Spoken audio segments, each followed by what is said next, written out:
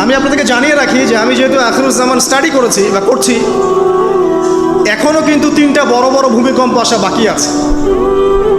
নবী করিম সাল্লাল্লাহু আলাইহি ওয়াসাল্লাম একদিন মসজিদের সামনে দিয়ে যাচ্ছেন, সাহাবীরা ভিতরে বসে আছে। সাহাবীরা কোন একটা বিষয়ে কথোপকথন করছেন। নবী করিম সাল্লাল্লাহু আলাইহি ওয়াসাল্লাম জিজ্ঞাসা করলেন, তোমরা কি নিয়ে কথাবার্তা বলছো? সাহাবীরা বললেন যে আমরা কিয়ামতের আলামতগুলো নিয়ে কথা বলছি। তখন নবীজি বললেন সাল্লাল্লাহু আলাইহি ওয়াসাল্লাম, 10টা আলামত আসার আগে কিয়ামত হবে না। কয়টা আলামত? 10টা। এই 10টা আসার আগ পর্যন্ত কিয়ামত হবে না, নিশ্চিন্ত থাকতে পারেন। কিন্তু এই 10টা কবে চলে আসবে এর কোনো গ্যারান্টি আছে? নাই। তার প্রথমটা হচ্ছে দাজ্জাল, মাসিহুদ দাজ্জাল মানুষের রূপে বের হবে। 2, ঈসা ইবনে মারইয়ামের আগমন। নবী ঈসা আলাইহিস সালাম আসবেন এবং তার হাতে দাজ্জাল নিহত হবে। কোথায় নিহত হবে সেটাও বলে দেওয়া আছে, প্যালেস্টাইনের বাবেলুদ নামক জায়গায়, যে জায়গাটা অলরেডি প্রস্তুত। 3 নাম্বার হচ্ছে দাব্বাতুল আরদ, জমিন থেকে একটা অদ্ভুত প্রাণী বের হবে যে মানুষের সাথে কথাবার্তা বলবে। এটা হাদিসে আছে কিন্তু, তা আমরা এখন নিঃসন্দেহে 90% মানুষ বিশ্বাস করবে না।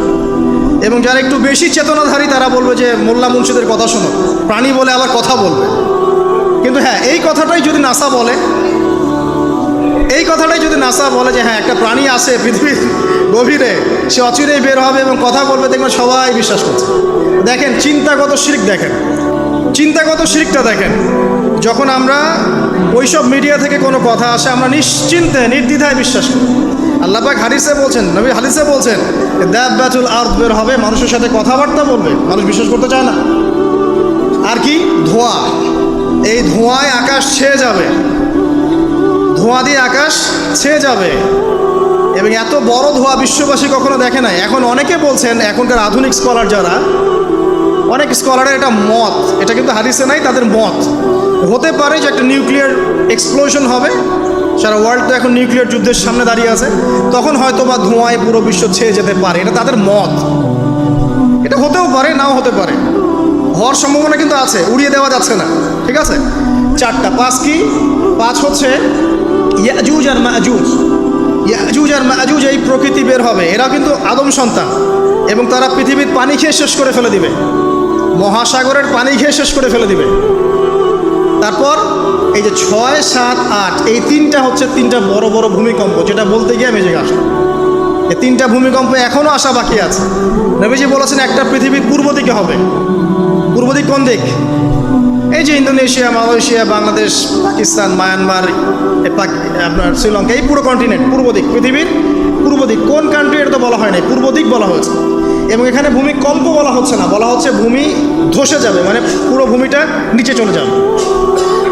এখন যারা এগুলো নিয়ে গবেষণা করেন তারাও কিন্তু সেম কথাই বলছেন, খেয়াল করে দেখেন। তারা হয়তো বিজ্ঞান দিয়ে ব্যাখ্যা করছেন, কিন্তু হাদিসে কিন্তু এটা বলা আছে।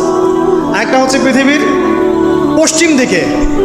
আর পশ্চিম দিকে কেন হবে জানেন? সমকামিতার কারণে, সুদের কারণে, জেনার কারণে, পর্নোগ্রাফির কারণে, এবং সারা বিশ্বকে তারা যে জুলুমটা করছে, এই জুলুমের প্রতিফল হিসেবে আল্লাহ পাক ধসিয়ে দেবে। এর কোনো অস্তিত্বই থাকবে না। এখন মনে হচ্ছে না যে পুরো সারা ওয়ার্ল্ডকে রুল করছে, অস্তিত্বই থাকবে, ভূমিধস। আরেকটা হচ্ছে পৃথিবীর মাঝখানে কারা আছে বলেন? মাঝখানে আমাদের আমিরুল মুমিনিনরা আছে এখন, নাকি? হ্যাঁ, যারা ইসরায়েলের সাথে আতাত করছে এরা আছে, আমিরুল মুমিনিনরা আছে। তো সেখানেও একটা ফিতনা অপেক্ষা করতে থাকেন। তো এই কথাটা বলতে গিয়ে আমি এখানে এসেছি। পৃথিবীতে কিন্তু এখনও 3টা বড় বড় ভূমিকম্প বাকি আছে। আর সর্বশেষ আলামত হচ্ছে ইয়েমেন থেকে একটা আগুন বের হবে, বিশাল আগুন। এই আগুনটা মানব জাতিকে হাসরের মাঠের দিকে তাড়িয়ে নিয়ে যাবে। এই 10টা আলামত না আসা পর্যন্ত কিয়ামত হবে না। অতএব আপনি এখন রিল্যাক্সে নাকে তেল দিয়ে ঘুমান, নাকি ভাই? এই 10টা আলামত না আসা পর্যন্ত কিয়ামত হচ্ছে না। তবে এই 10টা আলামত আসার পটভূমি কিন্তু তৈরি হয়ে যাচ্ছে, এটা আমাদের খেয়াল করতে হবে। আচ্ছা আসেন, এই যে শুআয়ব আলাইহিস সালামের কওমকে যে ভূমিকম্প দিয়ে ধ্বংস করা হলো, এই ভূমিকম্প কখন আসে? আল্লাহ পাক বলছেন তার রাসূলের মাধ্যমে, যখন সমাজের মধ্যে পাপ বেড়ে যাবে, অশ্লীলতা বেড়ে যাবে, মানুষ মাদককে হালাল মনে করা শুরু করবে, জিনাকে হালাল মনে করা শুরু করবে, এবং এই যে বেপরদামি বেড়ে যাবে, তখন সমাজের মধ্যে ভূমিকম্প দেখা দিবে, ভূমিধস দেখা দিবে। গান বাজনা, বাদ্যযন্ত্রকে মানুষ হালাল মনে করা শুরু করবে, তখন এগুলো আসবে। তো এগুলো কি আসার বাকি আছে? এখন কি মনে হচ্ছে?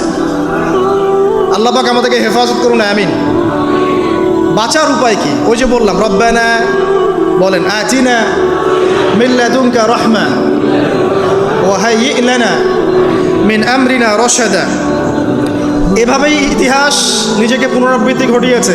কওমে লূত, মনে আছে? লূত আলাইহিস সালামের কওম, ইব্রাহিম আলাইহিস সালামের ভাতিজা ছিলেন লূত আলাইহিস সালাম। তাকে আল্লাহ পাক একটা কওমকে দাওয়াত দেওয়ার জন্য পাঠালেন, যেই কওম এমন পাপ করছে যেই পাপ ইতিহাসে কেউ কখনো করে নাই।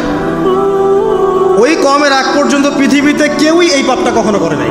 কি পাপ? কে বলতে পারবেন? সমকামিতা। কি পাপ? সমকামিতা। এখন তো অ্যাভেলেবল দেখছি আমরা, এখন আমরা অ্যাভেলেবল দেখছি না, ছেলে ছেলে বিয়ে করছে, মেয়ে মেয়ে বিয়ে করছে।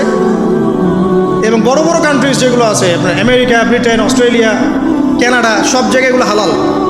এগুলো হালাল। স্বাধীনতা, বাক স্বাধীনতা। আর আপনি চাইলে একটা মেয়েকেও বিয়ে করতে পারেন, ছেলেকেও করতে পারেন। আবার কোরআনে বলেছে ছেলে ছেলে সমকামীর কথা, কিন্তু এই যুগে এসে আমরা দেখছি মেয়ে মেয়েও সমকামী। সুবহানাল্লাহ। এবং